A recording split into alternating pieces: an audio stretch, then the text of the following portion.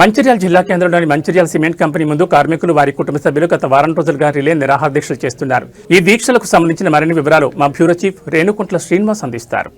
మంచిర్యాల జిల్లా కేంద్రంలోని MCC factory మూతపడి చాలా మంది కార్మికులు రోడ్డున పడ్డ పరిస్థితి కనబడుతుంది. దీనికి సంబంధించి అయితే ఎంసీసీ ఫ్యాక్టరీ వేరే వేషాన్ని వ్యతిరేకిస్తూ తొలగించబడే కార్మికులు ఆందోళన చేసిన పరిస్థితి కనబడుతుంది. ముఖ్యంగా మనతో పాటు కొంతమంది కార్మికులు చెప్పండి అన్న, మీరు అసలు మీరు ఏ ప్రభుత్వాన్ని ఏం చేస్తున్నారు, మీ యజమానాన్ని ఏం డిమాండ్ చేస్తున్నారు? 2020లో మా యాజమాన్యం మమ్మల్ని అకారణంగా నిధుల నుండి తొలగించి కంపెనీ మూసివేయడం జరిగింది. అప్పటి నుండి మాకు ఎలాంటి నష్టపరిహారం ఇవ్వలేదు. మా డిమాండ్ ఏంటంటే ఒక 50 లక్షల రూపాయలు 2 గుంటల భూమి ఇవ్వాలని మేము గట్టిగా డిమాండ్ చేస్తున్నాం. ఎందుకంటే 2020లో మమ్మల్ని ఉద్యోగం తీసినప్పుడు మా వయసు 40-50 మధ్యలో ఉంది. ఆ తర్వాత మేము బయటికి వెళ్ళి ఏ ఫ్యాక్టరీకి పోయినా ఎక్కడికి పోయినా మాకు ఎవరు ఉద్యోగాలు ఇవ్వలేదు. మీ వయసు అయిపోయింది, మీరు ఉద్యోగానికి పనికిరారు బాబు అని మనం గంటి వేయడం జరిగింది. మొత్తం అందరం స్కిల్డ్ వర్కర్లు, ఎవరు ఇక్కడ తక్కువ లేదు. మాలాంటి స్కిల్డ్ వర్కర్లకే బయట ఉద్యోగం దొరకలేదు అంటే పరిస్థితి ఎలా ఉంటుందో అర్థం చేసుకోండి. అప్పటి నుంచి కూలీ నాలు చేసుకుంటూ మా జీవనాన్ని మేము కొనసాగిస్తున్నాం. ఈరోజు బ్యాంకు వాళ్ళు ఈ కంపెనీని వేయడం జరుగుతుంది. మా డిమాండ్ ఏంటంటే ఇటు కంపెనీ కానీ అటు బ్యాంకు వాళ్ళు కానీ ఎవరు ఈ కంపెనీని దక్కించుకున్నా కానీ కార్మికులకు 50 మందికి నష్టపరిహారం ఇవ్వలేదనేది ఒకటి దృష్టిలో పెట్టుకోవాలి. బ్యాంకు వారు కానీ ఇటు యాజమాన్యం కానీ మాకు 50 లక్షల రూపాయలు 2 గుంటల భూమి ఇచ్చిన తర్వాతే ఎవరైనా ఈ కంపెనీలోకి అనుమతి కాలు పెట్టాలి. అప్పటి వరకు మేము ఈ కంపెనీకి ఎవరిని రానిమో అందరినీ అడ్డుకుంటామని తెలియజేస్తున్నాం. ఓకే, మనతో పాటు మరో కార్మిక ఎక్కడో చెప్పండి, అసలు మీరు ఎప్పటి వర్క్ చేసినారు ఈ ఫ్యాక్టరీలో, ఎప్పుడు మీరు తొలగించారు, మీ సమస్య ఏమున్నది? 2006లో ఈ కంపెనీలో మేము జాయిన్ అవ్వడం జరిగింది.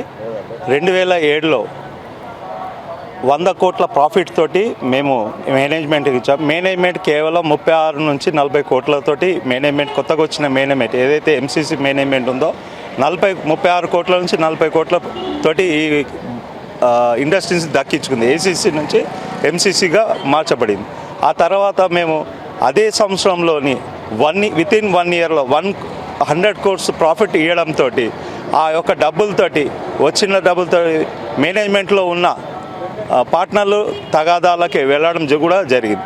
వాళ్ళు వెళ్ళడం కాకుండా ఎవరైతే ఇప్పుడు ముఖ్యంగా ఇప్పుడు ఉన్న ఎండి గారు అయితే ఉన్నారో తనని తీసుకొచ్చి ఇందులో ఎండిగా కూర్చోపెట్టడం జరిగింది.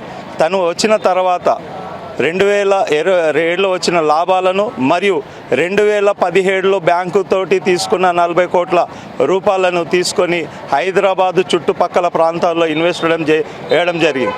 వాళ్ళ స్వభావాల కోసం ఈ ఇండస్ట్రీకి వచ్చి సంబంధించిన ఏవైతే డబ్బులు ఉన్నాయో హైదరాబాద్లో ఇన్వెస్ట్ చేశారు. కానీ ఇదే కంపెనీకి ₹1 కూడా ఇన్వెస్ట్ చేయలేదని మేము తెలియజేస్తాం. అంతేకాకుండా మా కార్మికులకు ఎప్పుడైతే ఈ 2020లో కరోనా బూచితో మమ్మల్ని గెట్టివేయడం జరిగింది, రిచ్మెంట్ యాక్ట్ కింద మమ్మల్ని తీసేయడం జరిగింది. రిచ్మెంట్ యాక్ట్ ఏం చెప్తుందంటే కంపెనీలో ఉన్న ఎక్సైజ్ మెంబర్ని మాత్రం తీసేసి కంపెనీ నడపాలని చెప్తుంది. కానీ కంపెనీ ఎక్కడ బంద్ చేయమని చెప్పలేదు. కానీ మమ్మల్ని కంపెనీ బంద్ చేస్తూ మా ఉన్న 53 మందిని తీయడం కూడా జరిగింది. ఆ తీసేసిన వెంటనే మేము ఏఎల్సీ గారిని కలిసాం సెంట్రల్, అదేవిధంగా రీజనల్ లేబర్ కమిషనర్ సెంట్రల్ని కలిసాం, సిసిఎల్ సెంట్రల్ లేబర్ కమిషన్ కంటాం. ఏదైతే ఇచ్చామో మినిట్స్ ప్రకారం ఇచ్చామో అదే వాళ్ళు మొత్తం స్టడీ చేసి స్టేట్ ట్రిబ్యునల్ కోర్టు లేబర్ కోర్టుకు పంపించడం జరుగుతుంది.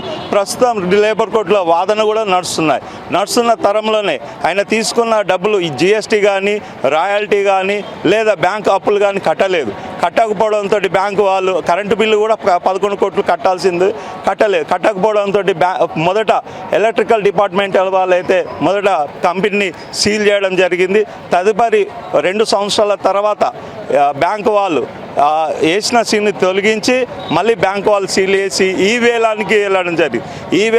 వెళ్ళడంతో పాటు బ్యాంకు ఎప్పుడైతే ఈ వేలానికి వెళ్ళిందో ఈ చుట్టుపక్కల ఉన్న రియల్ ఎస్టేట్ వ్యాపారులు కానీ ముఖ్యంగా వేరే వాళ్ళు కానీ వచ్చి చూడడం కూడా జరిగింది. నేను ముఖ్యంగా వాళ్ళకు విన్నవించుకుంటున్న వర్కర్ల తరపు నుంచి, మీరు ఏదైతే ఇన్వెస్ట్మెంట్ చేస్తున్నారో చేసే వాళ్ళకు ఎవరైతే ఉన్నారో మా వర్కర్లను కూడా దృష్టిలో పెట్టుకొని మీరు ఏదైతే చేస్తున్నారో దాన్ని గుర్తుంచుకోవాలని మనవి చేసుకుంటున్నాను. వాళ్ళతో పాటు మనకు కుటుంబ సభ్యులు ఉన్నారు.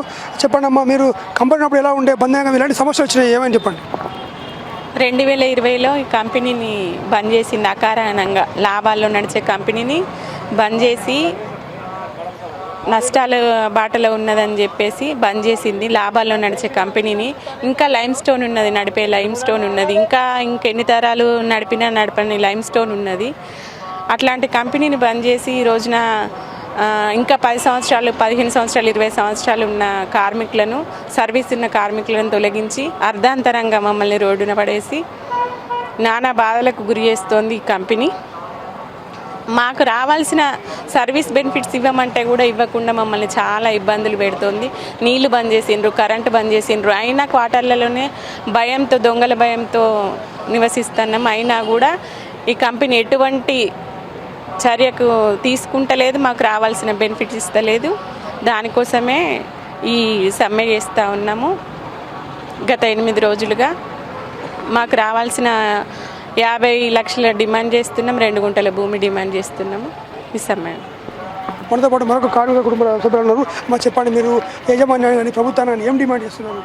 మా డిమాండ్ ఏం లేదండి, 50 లక్షల నెట్, 2 గుంటల భూమి ఇవ్వమని అంటున్నాం. ఎందుకంటే కంపెనీ మొదట్లో అది లాభాల బాటలోనే ఉంది. రీట్రెంచ్మెంట్ మీద ఆగితే ఎక్సెస్ వర్కర్లు తీయాలి, కానీ 280 వర్కర్స్ వర్క్ చేసే కంపెనీలో 100 మంది వర్క్ చేసిండ్రు. తండ్రులు పునాది దొవ్విండ్రు. ఈ మేనేజ్మెంట్ ఎట్లా అంటే కట్టి నీళ్ళు పెట్టిన పొయ్యిలాగా వచ్చి కథం తిష్ట వేసిరు. 40 కోట్లకు కొన్న కంపెనీని ఈరోజు 100 కోట్ల లాభంతో ఉన్నది. రియల్ ఎస్టేట్ పెరిగిపోయినాక వాళ్ళ స్వార్థం పెరిగిపోయి కంపెనీ వర్కర్లని అర్ధాంతంగా 2020లో కరోనా టైంలో తీసేసింది. అలాంటి ఎన్నో ఆర్గనైజేషన్స్ క్లోజ్ అయినా కానీ కూడా అవి రీస్టార్ట్ చేయడానికి ట్రై చేసిండ్రు, కానీ ఈ మేనేజ్మెంట్ మాత్రం అలాంటిది ఏది లేదు. రాను పవర్ ఫస్ట్ ఇదివరకు ఏసీసీ పవర్ సప్లై ఇచ్చింది, వాటర్ సప్లై ఇచ్చింది. ఈ కరెంటు మీటర్లు వాళ్ళ పేరు మీద పెట్టుకొని మేము బిల్లు కట్టుకున్నాం. సరే, బిల్లు కట్టుకున్నా, వాటర్ సప్లై లేకున్నా కానీ కూడా ఒక ఎర్నింగ్ లైవ్లీహుడ్ అని ఉన్నది అని కార్మికులు అందరూ మేనేజ్మెంట్కి సపోర్ట్ చేసి వాళ్ళకి ఇబ్బంది అయినా కానీ కూడా వర్క్ చేసిండ్రు. అయినా కంపెనీ సాటిస్ఫై కాకుండా అందరు వర్కర్ని 100 మంది వర్కర్లు ఉండేయండి, 50 మంది పాపం జీవనోపాధి లేకుండా వేరే ఊరికి వలసకు పోయి ప్రాణాలు కోల్పోయిన వర్కర్లు కూడా ఉన్నారు. మరి అంత నష్టపోయిన వర్కర్లకి కంపెనీ ఏ విధంగా లాభాలు ఇస్తుంది అన్నది మాకు, అందుకోసమని మేము ఈ ఫైట్ చేస్తున్నాం. మా డిమాండ్ మాత్రం 50 lakhs 2 గుంటల భూమి. ఓకే, కార్మిక కుటుంబాలు మాత్రం డిమాండ్ చేసిన పరిస్థితి పడుతుంది. ముఖ్యంగా ఏదైతే గత 20 సంవత్సరాలు కూడా మేము ఈ కంపెనీలో పనిచేశాము, అలాంటి కార్మికులకు నడి రోడ్డున పడేసింది యాజమాన్యం. వెంటనే ఎవరైతే అక్రమంగా తొలగించిన కార్మికులకు సర్వీస్ బెనిఫిట్స్తో పాటు 2 గుంటల భూమి డిమాండ్ చేసిన పరిస్థితి పడుతుంది. ఇప్పుడు ఇలా శ్రీనివాస్, NTV తెలుగు, మంచిర్యాల.